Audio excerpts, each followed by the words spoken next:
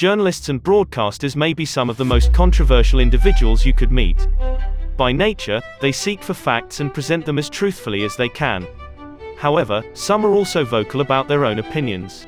Piers Morgan is a journalist, controversialist, celebrity and is both loved and hated by the masses for his wit and outspoken personality, while having gotten himself into quite a lot of public spats with many other prominent figures.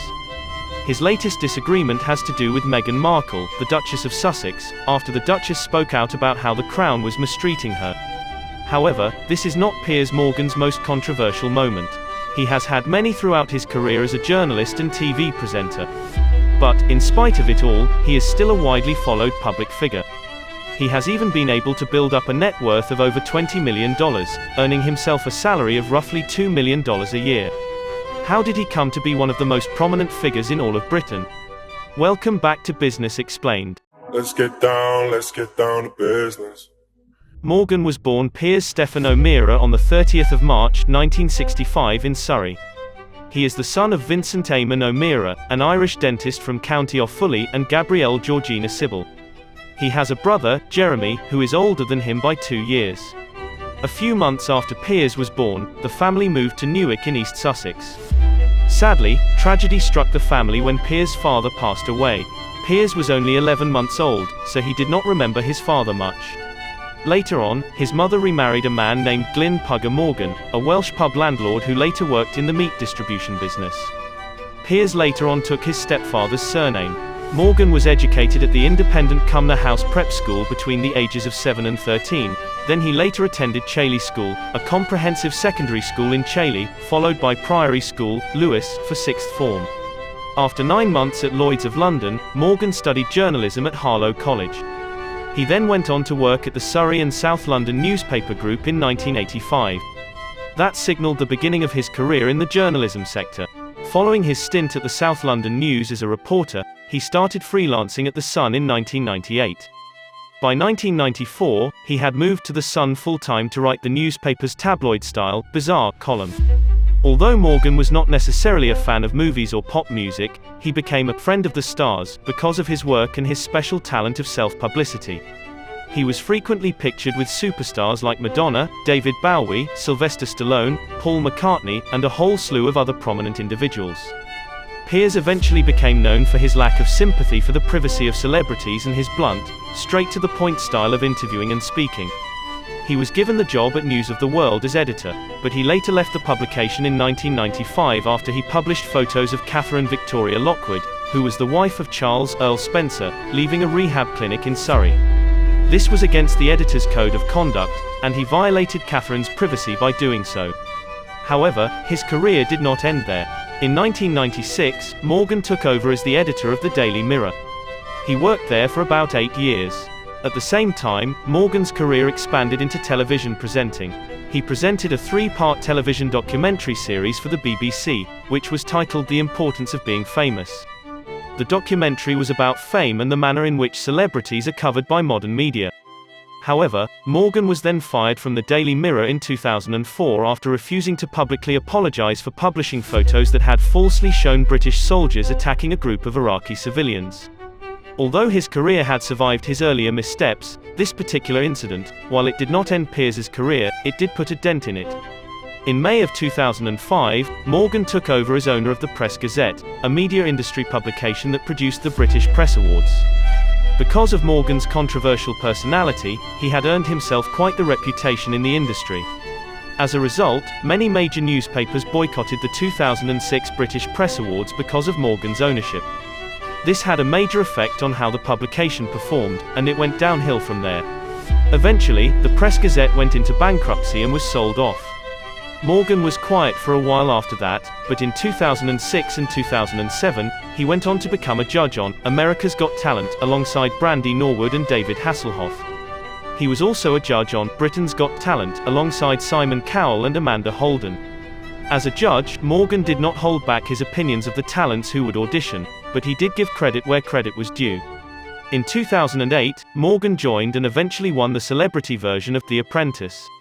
In the final, Donald Trump himself called Morgan ruthless, arrogant, evil, and obnoxious. This catapulted him to host his own show in 2009 called Piers Morgan's Life Stories, and he later on went to replace Larry King in the network's evening lineup. His show at that time was called Piers Morgan Live. When Piers Morgan Live was cancelled in early 2014, Morgan dabbled in other things and ended up becoming one of the hosts of Good Morning Britain by November 2015. He co-hosted the show with Susanna Reid and Charlotte Hawkins, and he often clashed with Reid. Morgan shared his opinion during one Good Morning Britain episode about Meghan Markle's revelations about the crown, and he received tons of backlash for his remarks. Morgan said that Markle's claims to be feeling suicidal and her claims that the royals are racist are highly unlikely. This is what Morgan had to say. I believe in freedom of speech. I believe in the right to be allowed to have an opinion. If people want to believe Meghan Markle, that's entirely their right. I don't believe almost anything that comes out of her mouth. And I think the damage she's done to the British monarchy and to the Queen at a time when Prince Philip was lying in hospital is enormous, frankly contemptible. If I have to fall on my sword for expressing an honestly held opinion about Meghan Markle and that diatribe of bilge that she came out with in that interview, so be it. The talk show host ended up leaving Good Morning Britain as a result of the backlash. The network had received thousands of complaints from viewers after Piers released his comments, and this prompted Ofcom to investigate what Morgan had said.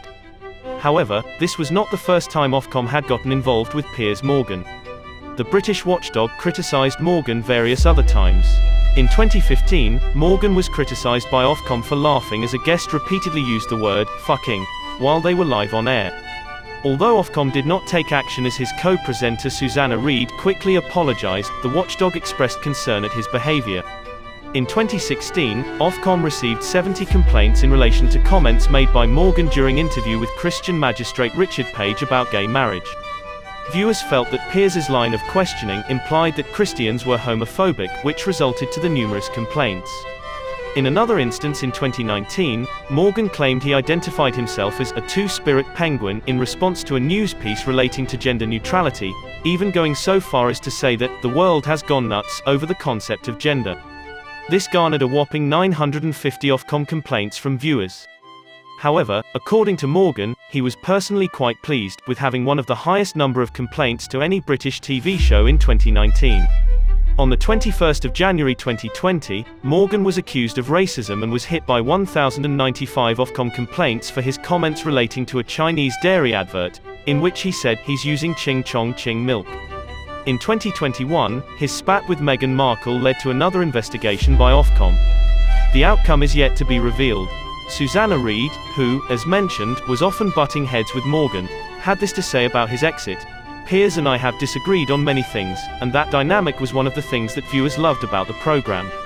He is without doubt an outspoken, challenging, opinionated and disruptive broadcaster. Morgan has many critics, but he also has many fans. His and Reid's dynamic was one of the things viewers loved about the show, and his departure means that the show will become very different in the coming months. After all, he had been there for years. But, even though he is no longer part of the show, he can still enjoy the fruits of his labour. Morgan owns a number of homes across the United Kingdom. His list of properties includes 2 houses in Britain, a townhouse in West London, and a country retreat in the East Sussex village of Newark, which is where he grew up. His London home is a Georgian townhouse that he purchased for £719,000. He also has a home in Beverly Hills that he bought in 2011 for £5.4 million. Regardless of his current situation, we can trust that Morgan would eventually come back.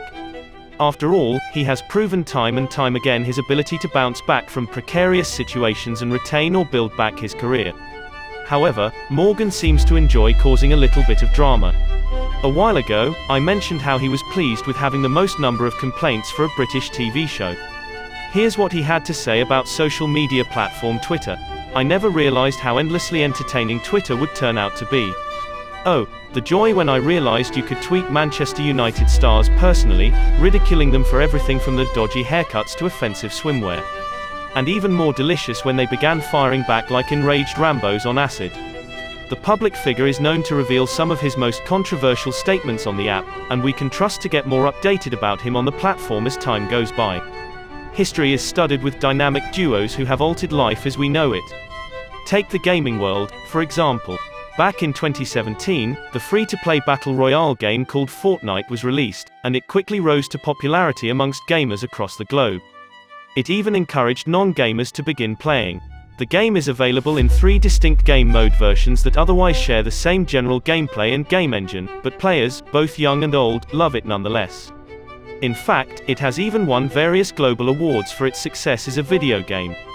People love it because of its versatility. As its founder said, the genre thing is overrated, and the platform decisions are overrated.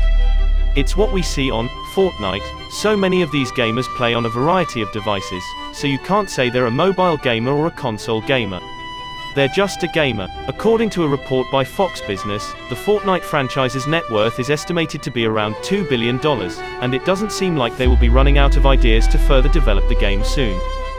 Fortnite was created by Epic Games, the multi-billion-dollar video game and software developer and publisher based in the United States. Epic Games is the brainchild of Tim Sweeney and Mark Rein, and they have been able to touch countless lives with their games. They have also been able to build up individual net worths that each amount to billions of dollars. How were they able to build up Epic Games and eventually come up with one of the biggest games in the history of gaming? You can check it out in the video up on your screen now, so click away, sit back, and relax. See you in the next video.